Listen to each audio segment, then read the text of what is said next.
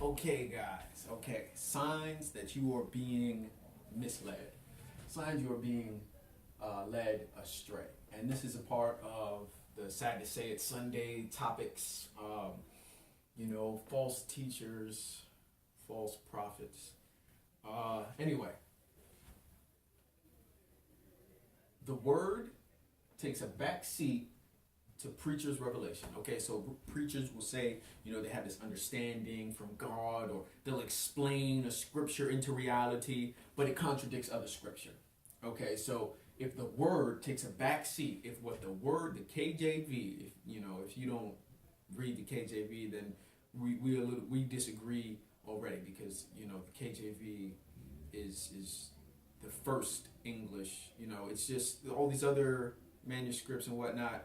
The KJV is as accurate as it gets in English. It really is. There's a ton of information out there, but that's not what this is about. So the word takes a backseat to revelation or teachings, or whatever it is that the preacher is saying. Okay, if he's contradicting the word, and he's explaining in a way that contradicts the word in other places in the Bible, that's one sign. Okay, another sign: the sermons progress in a manner which defends his or her false doctrine. So, a lot of times, and I want to explain this, I'm not saying anyone in particular is a false teacher, okay? Because we're all people and we do make mistakes, and we have tendencies to be like other people. But, if you're seeing too many of these signs, you really need to check the doctrine, okay? Is the doctrine accurate? Is what they're saying biblically accurate? If it is, well, then you're good, and you just have a preacher he has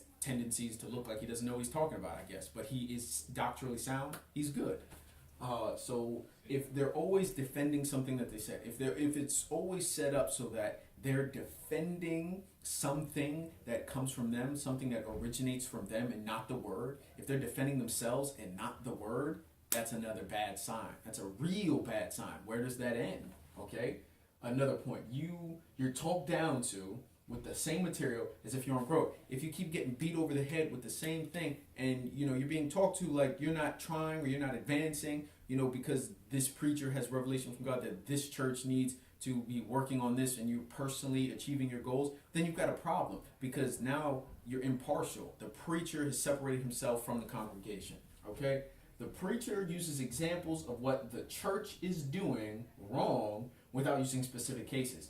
So if you're always in a situation, he's like, or her, and this is what's wrong with the church, and this is what's wrong, and this is wrong. Well, this is wrong with who? Because we're here to help each other. Who is doing this so we can fix it and move on?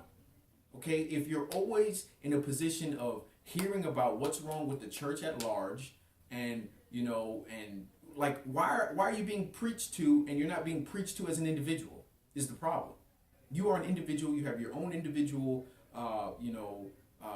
failures, and success. But you fall and rise to God alone. And so, if a preacher is putting this gap and using any of these tactics, check his doctrine. If his doctrine contradicts the word, and I can go on about that, he is not fit to be your preacher. Okay, the word says you need no man to teach you anything. Remember that. You need no man. The Spirit teacheth you all things.